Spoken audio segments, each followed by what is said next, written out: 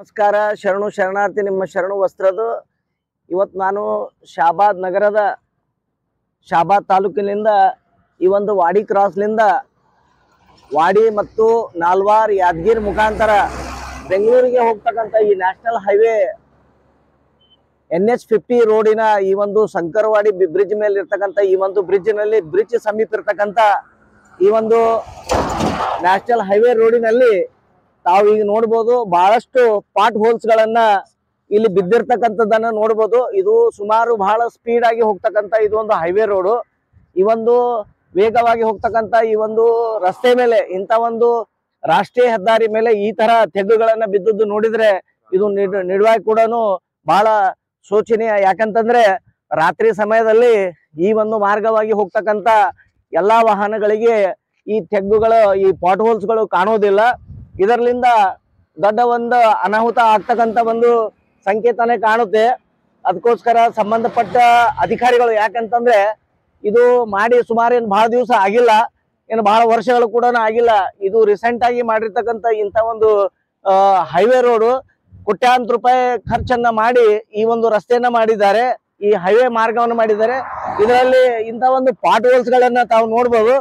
ಎಷ್ಟು ಸುಮಾರಾಗಿ ಒಂದೊಂದು 4 ಫೀಟು ಮತ್ತೆ 3 ಫೀಟು 2 ಫೀಟು ಈ ರೀತಿ ತೆಗ್ಗುಗಳನ್ನ ಬಿದ್ದುದನ್ನು ನೋಡಿದ್ರೆ ಇಂಥದ್ರಲ್ಲಿ ದ್ವಿಚಕ್ರ ವಾಹನ ಆಗಿರ್ಬೋದು, ಮತ್ತೆ 4 ವೀಲರ್ ಆಗಿರ್ಬೋದು, ಲಾರಿಗಳಾಗಿರ್ಬೋದು, ಬಸ್ಗಳಾಗಿರ್ಬೋದು, ಈ ಒಂದು ಬ್ರಿಡ್ಜ್ ಮೇಲೆ ಬಹಳಷ್ಟು ಸಲ ಬಸ್ಸುಗಳು ಕೂಡ ಬಿದ್ದು ಅನಾಹುತ ಆಗಿರ್ತಕ್ಕಂಥ ಒಂದು ದೃಶ್ಯಗಳನ್ನು ಕೂಡ ನಾವು ನೋಡಿದ್ದೀವಿ.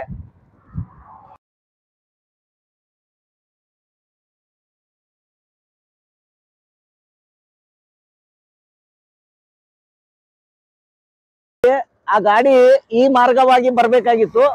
ನೋಡಿ, ರೋಡ್ ನಲ್ಲಿ ಈ ತೆಗ್ಗ ಗುಂಡಿಗಳು ಇದ್ದದಕ್ಕೆ ಒನ್ ವೇ ಆಗಿ ಆ ಒಂದು ರಸ್ತೆ ಮುಖಾಂತರನೇ ಬರ್ತಾ ಇದ್ದಾವೆ ಗಾಡಿಗಳು. ಯಾಕಂತಂದ್ರೆ ಇಲ್ಲಿ ಸೈಡ್ ತಗೋವಾಗ ಆ ಕಡೆಯಿಂದ ಬರ್ತಕ್ಕಂಥ 2 ಗಾಡಿಗಳು ಮುಖಾಮುಖಿ ಡಿಕ್ಕಿಯಾಗಿ ಏನಾದ್ರೂ ಗಂಡಾಂತರ ಆಗ್ತಕ್ಕಂಥ ಸಂಭಾವನೆ ಇದೆ. ಈ ರೀತಿ ಪಾಟ್ ಹೋಲ್ಸ್ಗಳು ಇದನ್ನ ಸೂಕ್ಷ್ಮವಾಗಿ ಪರಿಗಣಿಸಿ ಕೂಡಲೇ ಮಾಡಬೇಕು, ಇಲ್ಲದಿದ್ರೆ ಇದು ದೊಡ್ಡ ಅನಾಹುತ ಆಗುತ್ತದೆ ಅಂತಕ್ಕಂಥದ್ದನ್ನ ಇದ್ರ ಮುಖಾಂತರ ಮಾಹಿತಿಯನ್ನ ನೀಡ್ತಾ ಇದ್ದೀನಿ. ಇಲ್ಲಿ ನೋಡಿ, ತೆಗ್ಗು ಗುಂಡಿಗಳಲ್ಲಿ ಯಾರಾದ್ರೂ 2 ವೀಲರ್ದವರು ಇಲ್ಲಿ ಒಂದು ಕಾರ್ ಆಗ್ಲಿ ಬೈಕ್ ಆಗ್ಲಿ ಏನೇ ಆಗ್ಲಿ ಈ ರೀತಿ ಬಂದು ಅಂದ್ರೆ ನೋಡಿ, ಈಗ ತಾವಲ್ಲಿ ನೋಡ್ತಾ ಇದ್ರಿ, ಈಗ ನೋಡ್ರಿ ಅದು ಗಾಡಿ ಸ್ಟ್ರೇಟ್ ಆಗಿ ಈ ಕಡೆ ಬರ್ಬೇಕು. ಈ ತಗ್ಗು ಗುಂಡಿಗಳಿದ್ದ ಸಲುವಾಗಿ ಅವನು ಡೈವರ್ಷನ್ ತಗೋತಕ್ಕಂಥದ್ದು ಒಂದು ಸಿಚುವೇಶನ್ ನೋಡ್ಬೋದು. ಇಲ್ಲಿ ಈ ರೀತಿ ಡೈವರ್ಷನ್ ತಗುವಾಗ ಆ ಕಡೆಯಿಂದ ಬಂದಂತ ಗಾಡಿ ಕೂಡ ಮುಖಾಮುಖಿಯಾಗಿ ಒಂದು ಏನಾದ್ರೂ ಅವಘಡ ಅಪಘಾತ ಆಗ್ತಕ್ಕಂಥ ಒಂದು ಸಿಚುವೇಶನ್ ಇಲ್ಲಿ ಕಾಣ್ತಾ ಇದೆ. ಅದಕ್ಕೋಸ್ಕರ ಸಂಬಂಧಪಟ್ಟ ನೋಡಿ ಇನ್ನ ಕೂಡ ಆ ರೀತಿ ಹೇಗೆ ಒಂದು ಗಾಡಿ ಕೂಡ ಇದ್ರ ಮುಖಾಂತರ ಹೋಗ್ತಾ ಇಲ್ಲ. ಯಾಕಂದ್ರೆ ಇಲ್ಲಿ ನೋಡಿ ಆ ಕಡೆ ಹೋಯ್ತು ಗಾಡಿ, ಈ ರೀತಿ ಆಗ್ತಾ ಇದೆ. ಅದಕ್ಕೋಸ್ಕರ ಇಂಥ ಒಂದು ಏನು ಆಕಸ್ಮಿಕವಾಗಿ ಆಗ್ತಕ್ಕಂಥ ಒಂದು ಘಟನೆ ಆಗಿರ್ಬೋದು, ಮತ್ತೆ ಒಂದು ಕತ್ತಲಲ್ಲಿ ಆಗ್ತಕ್ಕಂಥ ಏನಾದರೂ ಇಲ್ಲಿ ನೋಡಿ, ಈಗ ನೋಡಿ ಈ ವ್ಯಕ್ತಿ ನಿಂತ್ರೆ ಇಲ್ಲಿ ನೋಡ್ರಿ ಸುಮಾರು ಎಷ್ಟು ಆಳವಾಗಿರ್ತಕ್ಕಂಥ ಈ ಒಂದು ತೆಗ್ಗು ಸುಮಾರು 6-7 ಇಂಚು ಒಳಗಡೆ ಮತ್ತು ಸುಮಾರು 4 ಫೀಟ್ ರೇಡಿಯಸ್ ಮತ್ತೆ ಒಂದು 7 ಫೀಟ್ ಲೆಂತ್ ನಲ್ಲಿ ಇರ್ತಕ್ಕಂಥ ಈ ರೀತಿ ತೆಗ್ಗುಗಳಿವೆ. ಅದಕ್ಕೋಸ್ಕರ ಈ ರೀತಿ ಇಲ್ಲಿಂದ ಅಲ್ಲಿವರೆಗೆ ಆ ಬ್ರಿಡ್ಜ್ ವರೆಗೆ ಕೂಡ ಇದೇ ರೀತಿ ಅಲ್ಲಿ ಕೂಡ ತೆಗ್ಗು ಗುಂಡಿಗಳನ್ನ ನಾವು ಕಾಣ್ತಾ ಇದ್ದೀವಿ.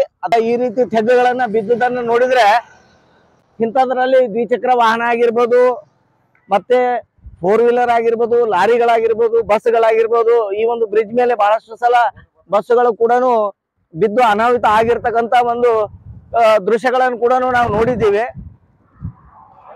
ಪಾಸ್ ಮಾಡ್ರಿ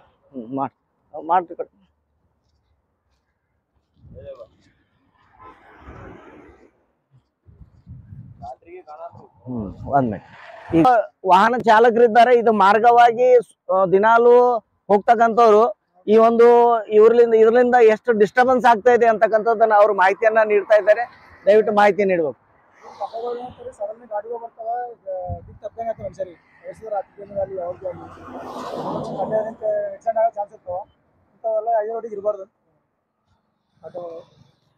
ಇದು ಕೇವಲ ಪಾಟ್ ಹೋಲ್ಸ್ ಗಳು ಈ ಒಂದು ಬ್ರಿಡ್ಜ್ ಈಗ ಸಮೀಪ ಇಲ್ಲಿ ಇಷ್ಟೇ 1 ಕಿಲೋಮೀಟರ್ ರೇಂಜ್ನಲ್ಲ, ಸುಮಾರು ಇಲ್ಲಿಂದ ಆ ಒಂದು ಪೆಟ್ರೋಲ್ ಪಂಪ್ ಮತ್ತೆ ಅಲ್ಲಿ ಮುಂದೆ ಒಂದು ESI ಆಸ್ಪತ್ರೆ ಆ ಒಂದು ಬ್ರಿಡ್ಜ್ ತನ ಅಲ್ಲಿ ಕೂಡ ಇದಕ್ಕಿಂತ ದೊಡ್ಡ ದೊಡ್ಡ ಪಾಟ್ ಹೋಲ್ಸ್ ಗಳನ್ನ ಬಿದ್ದಿವೆ, ತೆಗ್ಗು ಗುಂಡಿಗಳನ್ನ ಬಿದ್ದಿವೆ. ಅದಕ್ಕೋಸ್ಕರ ಸಂಬಂಧಪಟ್ಟವರು ಇಲ್ಲಿ ಏನಾದ್ರೂ ಅನಾಹುತ ಆಗ್ತಕ್ಕಂಥದ್ದನ್ನ ತಪ್ಪಿಸೋಕೋಸ್ಕರ ಕೂಡಲೇ ಇಲ್ಲಿ ಈ ಒಂದು ತೆಗ್ಗು ಗುಂಡಿಗಳನ್ನ ಮುಚ್ಚಿ ಸಾರ್ವಜನಿಕರ ಓಡಾಟಕ್ಕೆ ಅನುಕೂಲ ಮಾಡಿಕೊಡ್ಬೇಕಂತ ಈ ಒಂದು ವಿಡಿಯೋ ಮೂಲಕ ತಮ್ಮಲ್ಲಿ ಮನವಿ ಮಾಡಿಕೊಳ್ತಾ ಇದ್ದೇನೆ. ಧನ್ಯವಾದಗಳು.